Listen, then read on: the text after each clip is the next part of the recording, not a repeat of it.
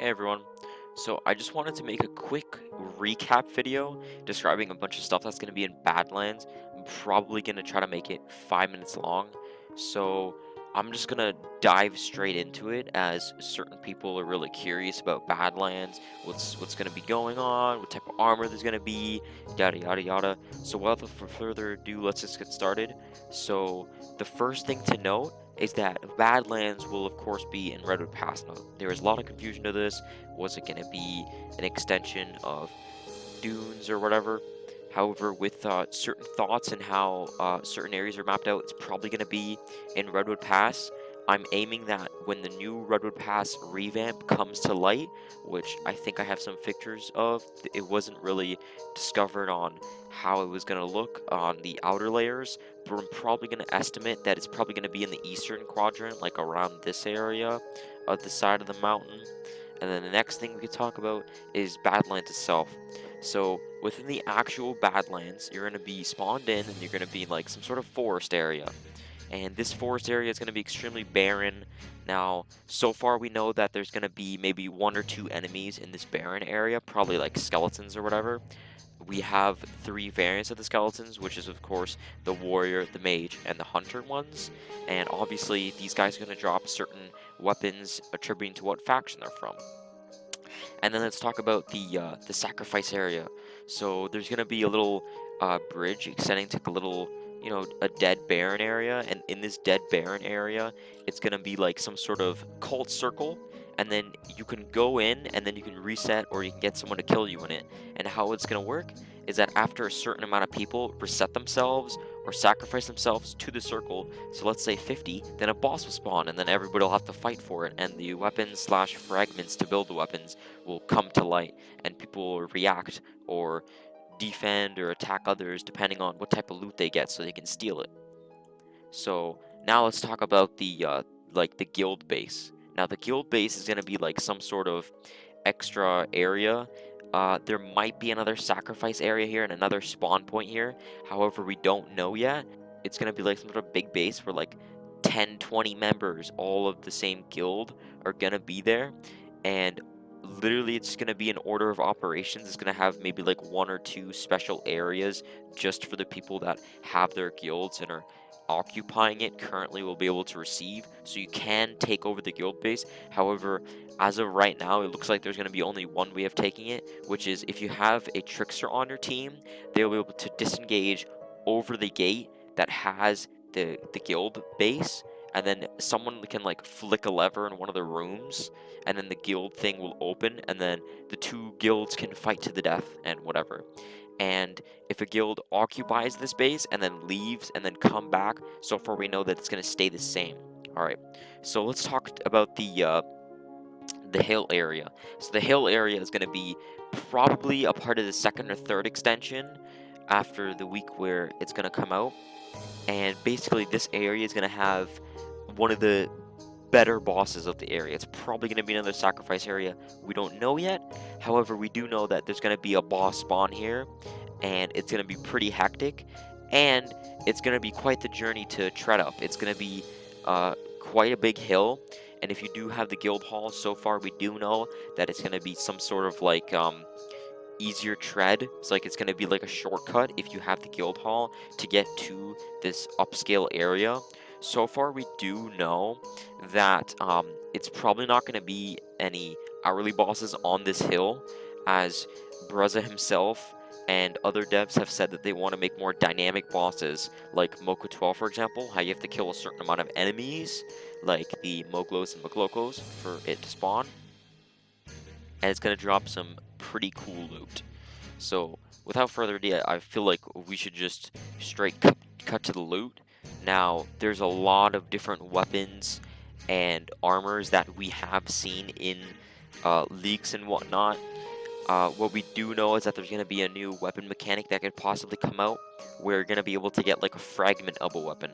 So say there's like 4 fragments of a sword called a dragon sword, and in order to craft it, you need the handle, you need the hilt, and you need like, let's say, 2 blade pieces. Now after you have all these pieces, you'll be able to go to a certain character or person or shrine on the map, and then you can craft it. And let's say, for example, certain things can arise. Like if you craft it, there's they say like a 20% chance of it to blow up or it to be a bad version of it where it's like dull and it gives -10 attack to the original base weapon. However, we do know that these weapons that are going to be more harder to get are going to be more rewarded, like for example the Eldritch Cleave ability on the Forgotten Axe, or the prior nerf of the Eldritch Call ability, which is from the Forgotten Staff, which those two weapons are more rare and they're harder to get in Pit. However, they do offer a really good buff. Now let's talk about the armor. Now, as of right now, we know 100% that there's going to be subclass special armor. Now, this subclass special armor is most likely going to be one set per class, and if that was true, there's going to be 9 new sets of armor. However, Skeleton once said that he wants to attribute more armor and more weapons for certain classes and playstyles. Next thing we could touch upon is the new armor that we know 100% will be coming out. So there is a couple of leaked images that I'm probably going to be spewing on across the screen right now, and these are like weapons that have been leaked. There's also the stone remain weapons, which are like these stone crafted, stingtail crafted out of weapons that Kensai leaked on stream by accident. And then there's also the new ranging gear. And then the new ranging gear is probably going to have some sort of buff attributed to it. It's going to be like the normal ranging gear where it's not as much defense as certain armors from the shop at the Salty Tavern. However, it's going to have some pretty cool buffs, like say for example plus 44 range damage, and it's going to have a buff where, say for example, it gives burning damage whenever you hit somebody with it. Alright, so third point, let's talk about enemies. Now, enemies on the enemy side, there's not really like a lot of 100% enemies that we know, except for the dragons and the skeletons, as I mentioned. But personally, I have a different thought with the dragons, which I might talk about later. However, I'm probably going to be spewing up a bunch of images of enemies of we've known or seen or leaked. One of them obviously being the dragon image, which was leaked like 2 years ago. It was made randomly by one of the devs. We still don't know how it came or what the idea was with it. But there's also the Redwood Bandits, which not is going to be really in Badlands, but we know it's probably going to come out in the new Redwood update, and I think Redwood Pass and Badlands is going to be updated at the same time. I don't know, we'll just have to see. Alright, so fourth note. This is going to be like a random segment for like ideas and stuff. So one of the things that we do know was thought about from Skeleton is that there might be a new scroll in game when Badlands comes out, and this scroll is basically going to be like some sort of really rare scroll that's going to drop. Say for example, it's going to be just as rare as getting an Ancient Strength off of Azariah. Now this scroll is going to be like an upgraded version of the Curse Scroll, where it's going to give good rolls. It's guaranteed to give those rolls if it works. However, these scrolls are going to be so rare to the point where if you want to get like perhaps 7 of these on your weapon, it's going to take days instead of, oh, I'll just make a gold tier in 1 day. And then there's also going to be a variant of it which possibly will be bought with Ether. Now, you might say, hey, that's pay to win. However, these scrolls are going to be like the overpowered scrolls, except they're going to have a chance to actually blow up. And the chance to blow up is actually going to be high. And it's going to have a chance to maybe, let's say, give negatives. He said that it's not going to be good as the God Scroll, however, you can buy them.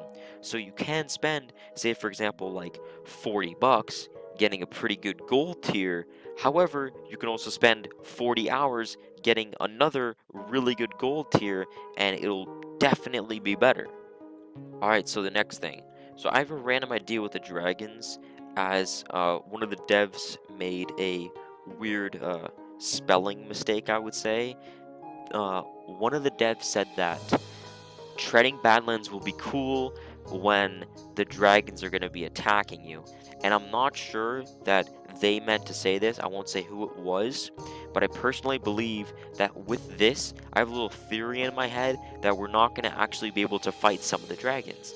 some of the dragons will probably be flying around Badlands and raining fireballs on certain people.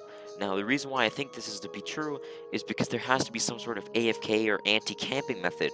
So say, however, you've been sitting in this one spot for like 2 minutes straight as a ranger in your stance waiting for people. Well, guess what? A dragon has caught wind of you and he just shoots a fireball at you and now you're gone. Personally, I just really like to see this in game. Alright, so the next thing. There's gonna be, of course, Orb. Orb has been, like, properly made for a while now, and I'd really like to see it come out with this update, as when the new Badlands weapons come out, there's not gonna be variants, like how there is variants lying around like right now. I could go ahead and buy a scrap sword that's fused for 20G right now, and it's only for 13 extra strength. However, I would really like to see the orb come out, is because if it does, it's gonna fix a lot of issues that the devs have. Like, for example, this sword here that I made in a certain video, which I don't want to talk about.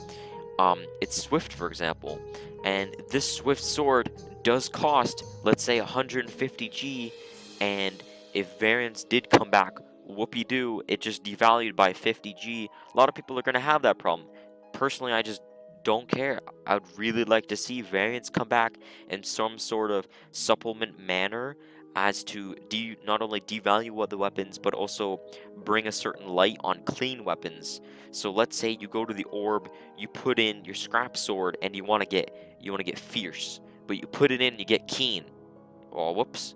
That's fine though. You can get, say, a reset scroll, reset the sword, and then re-gamble it with the orb to give another variant.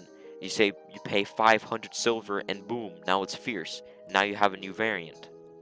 Alright, breaking off of variants, the next thing that I need to address that not a lot of people know about, because this is a really long time ago, is the unusual variant. Now, some people believe that this isn't true, however, we have seen pictures of a fishing rod and a barbarian sword. I don't think I'm able to dig up the fishing rod if my memory is correct, but I'll probably be putting up the barbarian sword. So this variant is basically going to be like legendary and pristine combined, so I could see Legendary and Pristine getting removed at the cost of Unusual coming out. I'd like to really see this be true, because as of right now, on Legendary and Pristine don't really give a huge EXP boost compared to Kakarot boots and Mush armor. Really like to see a new use for the XP side of weapons to be out in the game. Really like to see this come out alongside with the Orb update.